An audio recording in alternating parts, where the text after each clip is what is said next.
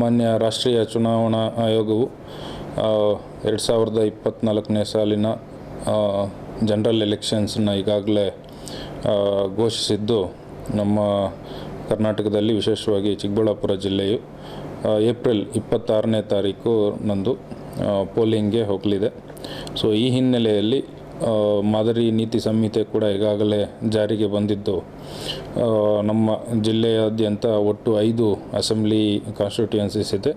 ಅದರಲ್ಲಿ 17 ಚೆಕ್ ಪೋಸ್ಟ್ಗಳನ್ನು ನಾವು ಈಗಾಗಲೇ ಎಸ್ಟಾಬ್ಲಿಷ್ ಮಾಡಿದ್ದೀವಿ. ಅದು ಸ್ಟ್ಯಾಟಿಕ್ ಸರ್ವೈಲೆನ್ಸ್ ಟೀಮ್ ಅಂತಾರೆ, ಅಥವಾ ಚೆಕ್ ಪೋಸ್ಟ್ ಈಗಾಗಲೇ ಅವು ಎಸ್ಟಾಬ್ಲಿಷ್ ಮಾಡಲಾಗಿದೆ. ಮತ್ತು ಅವು ನಮ್ಮ ಸಿಬ್ಬಂದಿಯವರು, ಅವರ ಜೊತೆಗೆ ಒಬ್ಬರು ಸೆಕ್ಟರ್ ಮ್ಯಾಜಿಸ್ಟ್ರೇಟ್, SST ಮ್ಯಾಜಿಸ್ಟ್ರೇಟ್ ಅಂತ ಒಬ್ಬರು ಅಧಿಕಾರಿ ಮತ್ತು ಪೊಲೀಸ್ ಸಿಬ್ಬಂದಿಯವರು ಅಲ್ಲಿ ಕೆಲಸ ಮಾಡ್ತಾಯಿದ್ದಾರೆ. ವಾಹನಗಳನ್ನು ಕೂಡ ತಪಾಸಣೆ ಮಾಡ್ತಾಯಿದ್ದಾರೆ.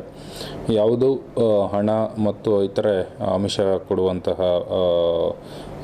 ಪದಾರ್ಥಗಳು ಅಥವಾ ಸಾಮಾನುಗಳನ್ನು ಸಾಗಾಟ ಮಾಡೋದು ಇದ್ದಲ್ಲಿ ಕಠಿಣವಾಗಿ ಅವ್ರ ಮೇಲೆ ಕಾನೂನು ರೀತಿಯ ಕ್ರಮ ಜರುಗಿಸಲಾಗುವುದು.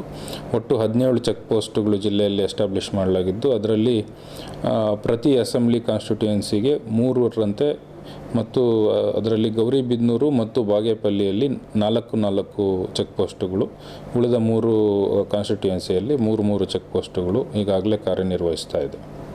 ಸರ್, ಈಗಾಗಲೇ ಸಲಹೆ ಸೂಚನೆಗಳನ್ನು ನೀಡ್ತೀವಿ ಮತ್ತು ಅವನ್ನ ಮೇಲ್ವಿಚಾರಣೆ, ಅವರ ವರ್ಕಿಂಗ್ ಬಗ್ಗೆ ಕೂಡ ಸೂಪರ್ವಿಷನ್ನು ನಾವು ಮಾಡ್ತೀವಿ.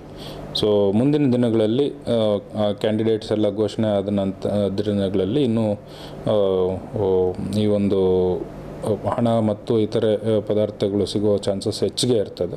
ಸೊ ಈಗೂ ಕೂಡ ನಾವು ಭಾಳ ಸೀರಿಯಸ್ ಆಗಿ ಮತ್ತು ಸ್ಟ್ರಿಕ್ಟಾಗಿ ಈ ಒಂದು ಕಾರ್ಯಾಚರಣೆಯನ್ನು ಮಾಡ್ತಾಯಿದ್ವಿ.